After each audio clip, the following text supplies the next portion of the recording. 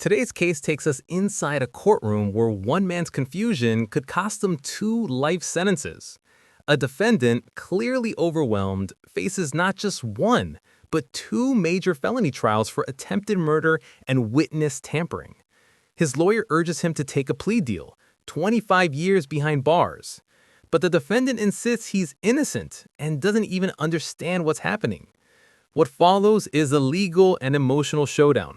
A man claiming conspiracy, the judge trying to maintain order, and the court wrestling with whether this defendant can even represent himself. This isn't just about guilt or innocence, it's about whether a man truly understands the system that's about to decide his fate. Let's break it down.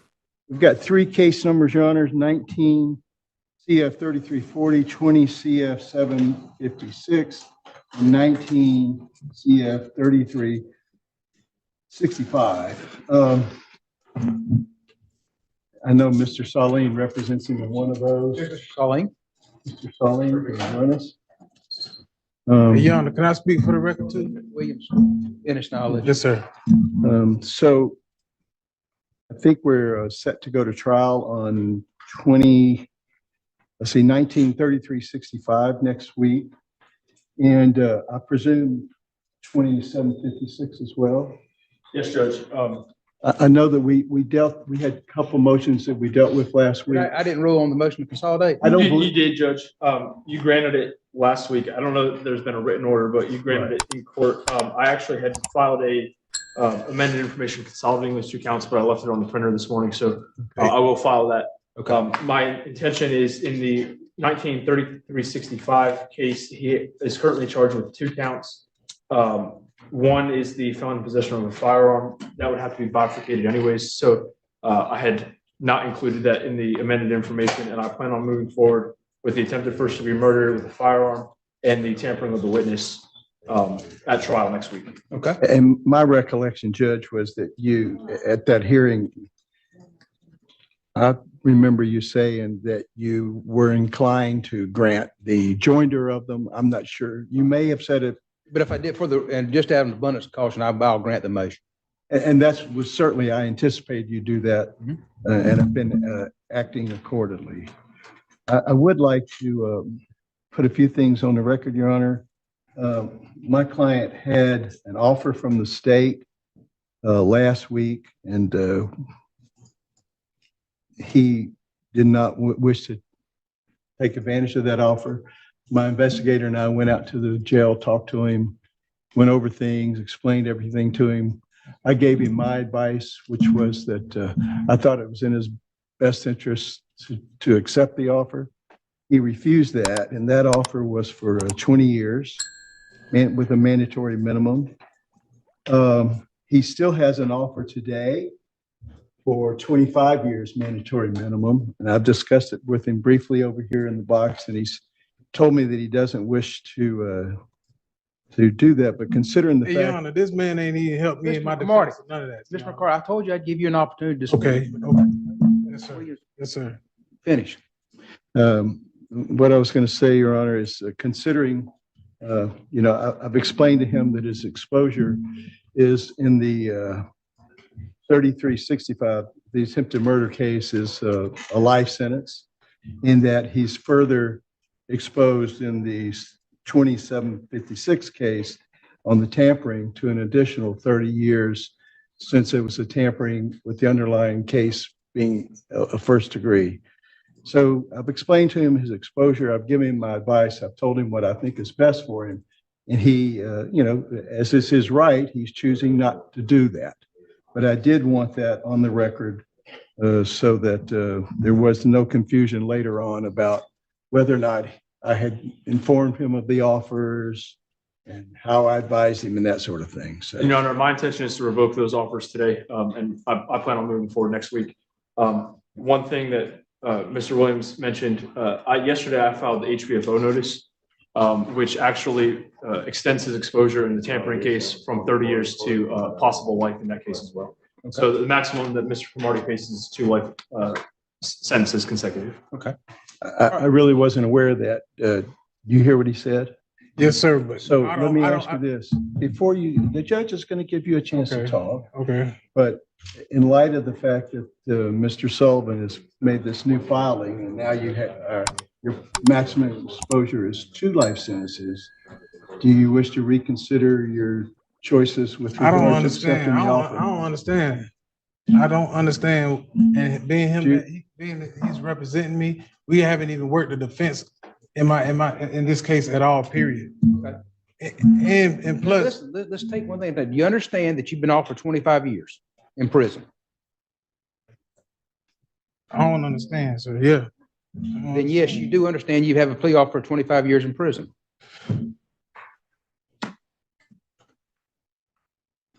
I don't understand because I'm innocent. I don't know. I don't know what's going Listen, on. I don't listen. know what they. I don't know what. Listen, you've entered a not guilty plea, so there's a presumption that you're innocent, or a presumption you're not guilty. So that, regardless of your claims or the fact that right now we presume This you're not moment guilty. right here is critical. The judge and defense attorney are spelling out exactly what's at stake. A plea deal for 25 years versus the risk of 2 life sentences. But the defendant keeps insisting he doesn't understand, even suggesting there's a conspiracy between his own lawyer and the prosecutor. Legally, this raises serious concerns about competency. For a defendant to reject a plea deal knowingly, the court has to ensure he fully understands the consequences. And when he says things like, this contract does not identify the male in this corporation, it signals possible sovereign citizen language, or red flag judges often encounter with defendants who don't trust the system.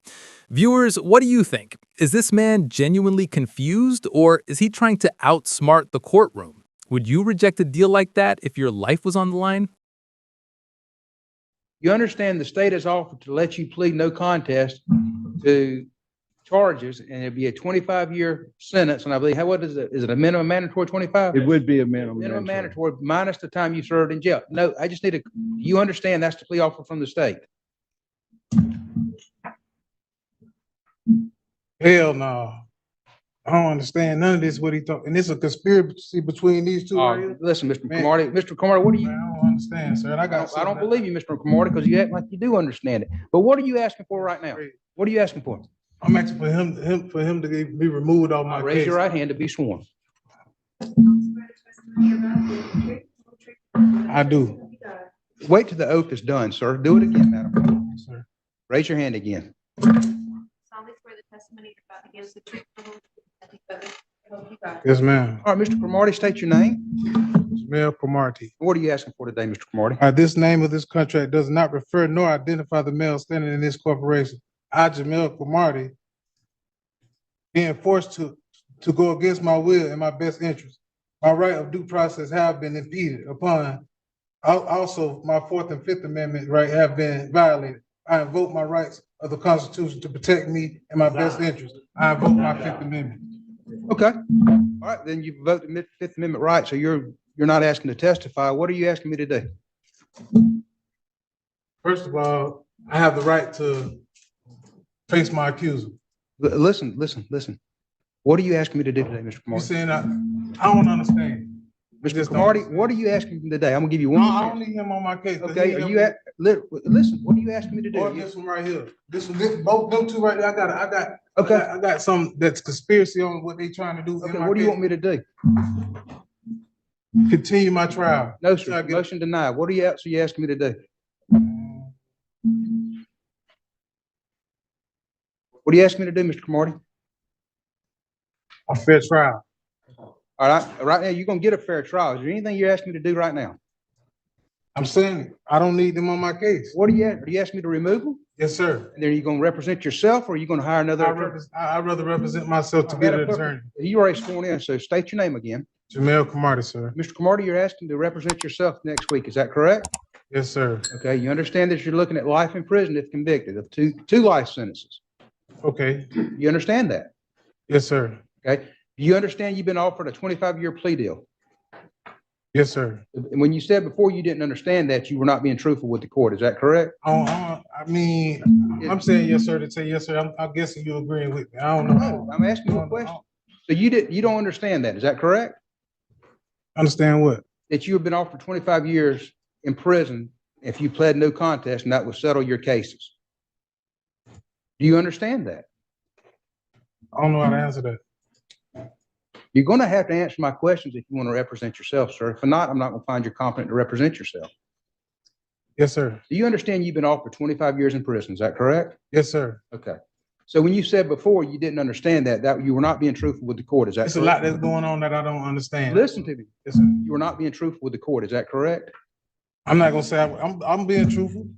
When you I said don't understand. you don't You understand. got to talk to me in a level where I got to Yes, sir. I'm understand. talking to you. I'm talking to you at the same level. But some of it I don't understand because there's some shit. So you that's don't going on. you don't understand what's going on? Half of it I don't. Have you how far did you get in school? 9th grade, And you read and write? barely. I could barely spell. Okay. And do you understand if you represented yourself, you'd have to do everything a lawyer I'm gonna did? do what I can that I've been trying to do. Do you understand you'd have to do I do everything? better than him. Listen to me. If you want to represent yourself, you got to answer these questions. If not, I can't allow you to represent yourself. So, I ain't trying to make a fool of myself, but Your Honor, I don't need them two on my case. okay. You can barely read and write. Is that correct? I learned. You're going to pick a jury Monday morning. I'm not continuing the case. And you're going to try the case next week if you represent yourself. Okay, And you read and write. I'm gonna learn. You don't have time to learn. So you can barely read and write. Is that correct? You don't understand about the plea offer. You understand that lawyers are trained in the rules of evidence, criminal procedure, and the law. They're there to assist you in preparing for trial and trying the case. Do you understand that? Okay, well, I'm gonna find that you're not competent to represent yourself. Mr. Salim will stay on his case. Mr. Williams will stay on that case, and we'll see you Monday morning and pick a jury. All right. I've got one, Your Honor. State of Florida versus Devontae McCoy. Mr. McCoy? That's Mr. McCoy. Yes. Your Honor, there are three case numbers. I represent Mr. McCoy in the two that are from 2020. That's 20 CF 3136 and 20 CF 4047. If you'll recall, Your Honor, Mr. McCoy represents himself in 23 CF 204. Mr. McCoy, I've already found that you're competent to represent yourself in that case. Do you still wish to represent yourself in that case? I do. Mr. Williams?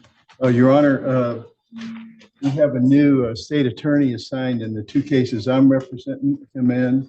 And I believe the state probably needs a little time to get acquainted with the case. We've talked informally.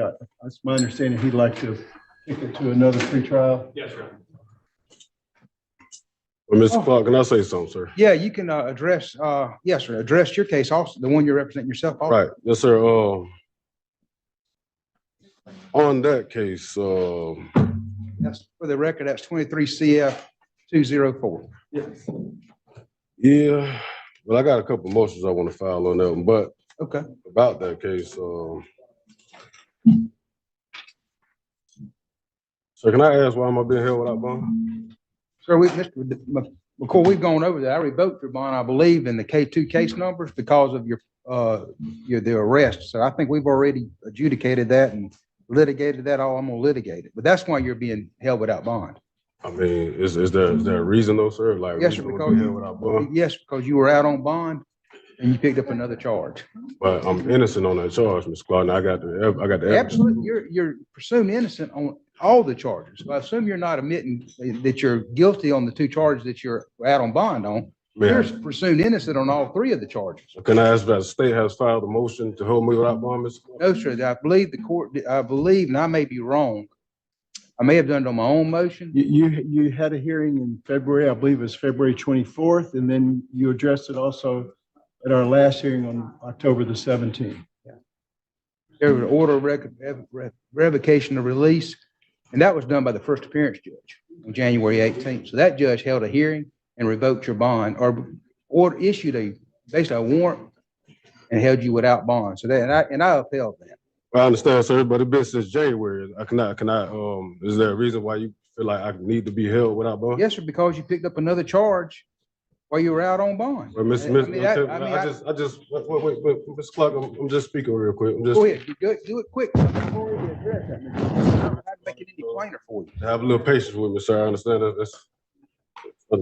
Judges, they should be patient with their client, with litigants. Well, I'm as patient as you. I'm gonna be patient. I'm gonna treat you just like a lawyer, and I'm treating you just like a lawyer. And when a lawyer goes to repeating themselves or re-litigating something that's already been litigated, I give them very little short leash. And that's basically what I've done to you. I've addressed that so many times. I'm not prepared to address it again today.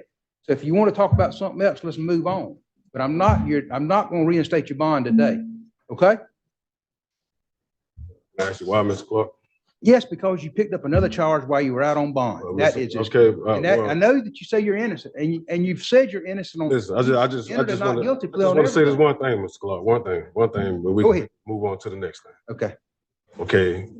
What makes me different from the person that you released last month? I don't know. I picked up a driving on suspended license charge. I got no idea. He had battery on the police officer. Listen to me. I'm not going to compare you to other. Battery on the police officer. I'm not going to compare you to other cases right now because I can't remember. It's not fair to me. I don't know why I did what I did. I've been in jail. This case been going on. Let's move on. I've answered your question. What else is there? Go ahead. Sitting in jail for 3 years, Mr. Clark. I understand, but tell me what else. No, you ain't sat in jail for 3 years. This was the Yeah, for a few months when I caught that BS charge, but I got a total time before 3 years in jail. Let's go. What else we need to do?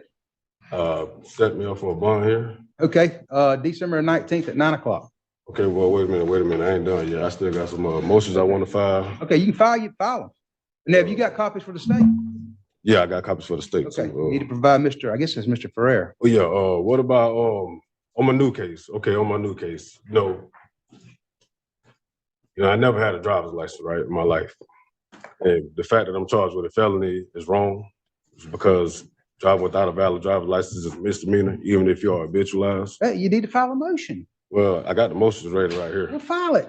Okay, I'm about to file it. But my thing is, if it's already on the court's attention that the information that was filed on me was wrong, that's a fundamental error. That's impossible to this charge is me with unsworn testimony. I got no idea, but file your motion. And we've got everything. We already been through that because on my charge before, on my case before, you already corrected that charge. So why is... Listen to me. I'm not arguing with you. This is a pretrial. I'll set your motions for December 19th. If you want to file your motions now and get everybody ready. Right now, I'm filing. Okay, what about my, back to the representation thing that we had. Okay. Okay, I have a copy of my transcripts. Yes, sir. And you said that I expressly requested counsel. I got a copy of my transcripts to prove that that's not true. Okay, well, you on what case? On my 23 case, I got a copy. You represent yourself on that. No, but you made me redo it. I had you denied all my motions. What is your relief? What relief are you asking? My relief is that I want my motions to be heard that was denied December under 19th. Booker versus State. Look, we're gonna set pre-trials for January 18th. Listen, Mr. McCoy, you're hearing this over with today. I've listened to everything I'm gonna listen to. We're gonna listen. By the end of this hearing, the judge makes a firm call. The defendant is not competent to represent himself. His attorney stays on the case, and trial is set for the following week. What's fascinating here is how the court balances the defendant's constitutional right to represent themselves with the need to ensure they understand the risks. A fair trial isn't just about evidence, it's about comprehension. And when a defendant can barely read or write, the stakes couldn't be higher. This hearing reminds us that sometimes justice isn't only about guilt. It's about whether a person can even navigate the system built to protect them. If this case made you think twice about how courtroom decisions unfold behind the scenes, hit that like button, share your take in the comments, and don't forget to subscribe for more real-life courtroom moments and breakdowns like this one. See you in the next case.